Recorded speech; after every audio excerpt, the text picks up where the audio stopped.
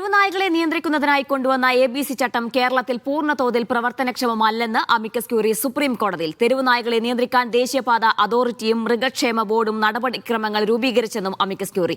തെരുവുനായ്ക്കളെ പാർപ്പിക്കാൻ പ്രത്യേക കേന്ദ്രമെന്ന ആശയം നടപ്പിലാക്കരുതെന്ന് മൃഗസ്നേഹികൾ കോടതിയിൽ ആവശ്യപ്പെട്ടു. നായ്ക്കൾക്കായി സംരക്ഷണ കേന്ദ്രങ്ങൾ തുടങ്ങുന്നതിൽ സംസ്ഥാന സർക്കാരുകൾ നേരിടുന്ന പ്രായോഗിക പ്രശ്നങ്ങൾ അമിക്കസ് ക്യൂറി സുപ്രീം കോടതിയെ ധരിപ്പിച്ചു. പൊതുവിടങ്ങളിലെ നായ്ക്കളുടെ എണ്ണത്തെക്കുറിച്ചും ഇവയെ ഇവിടെ നിന്നും മാറ്റാൻ സ്വീകരിച്ച നടപടികളെക്കുറിച്ചും കേരളം കൃത്യമായി വിവരം ധരിപ്പിച്ചില്ലെന്ന് അമിക്കസ് ക്യൂറി റിപ്പോർട്ടിലുണ്ട്. രാജ്യത്തെ നായ്ക്കളുടെ എണ്ണത്തിൽ കൃത്യമായ കണക്കില്ലെന്നും ജനങ്ങളെ ബോധവൽക്കരിച്ചാൽ തെരുവുനായ ആക്രമണം തടയാമെന്നും മൃഗസ്നേഹികൾ നിലപാടറിയിച്ചു.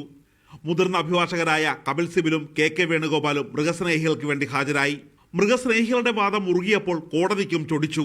കടിക്കാതിരിക്കാൻ നായകൾക്ക് കൗൺസിലിംഗ് നൽകാമെന്നും ഇതുമാത്രമാണ് ഇനി പരിഹാരമെന്നും കോടതി പരിഹസിച്ചു. തെരുവ് നായ്ക്കളുടെ പെരുമാറ്റം പ്രവചിക്കാൻ കഴിയില്ല. സ്കൂളുകൾ, ആശുപത്രികൾ, കോടതികൾ തുടങ്ങിയ ഇടങ്ങളിൽ നിന്നും അവയെ നീക്കം ചെയ്യുന്നതിന് എന്തിനാണ് എതിർക്കുന്നതെന്നും കോടതി ഒരു വേള ചോദിച്ചു. അക്രമകാരികളായ നായ്ക്കളെ കൊന്നുകളയാൻ ഉത്തരവിടണമെന്ന് നായയുടെ കടിയേറ്റ് മരിച്ച അഭിരാമിയുടെ അമ്മയുടെ അഭിഭാഷകൻ VK ബിജു വാദിച്ചു. നായകടിയേറ്റവരുടെ ചിത്രങ്ങൾ കേരളത്തിൽ നിന്നുള്ള ഹർജിക്കാരൻ സാബു സ്റ്റീഫൻ ഉയർത്തിക്കാട്ടി. ഹൈക്കോടതി ജഡ്ജിമാരും നായകളുടെ ആക്രമണത്തിന് ഇരയായെന്ന് ബെഞ്ച് ചൂണ്ടിക്കാട്ടി. വാദം നാളെയും തുടരും. മീഡിയ 1, ഡൽഹി.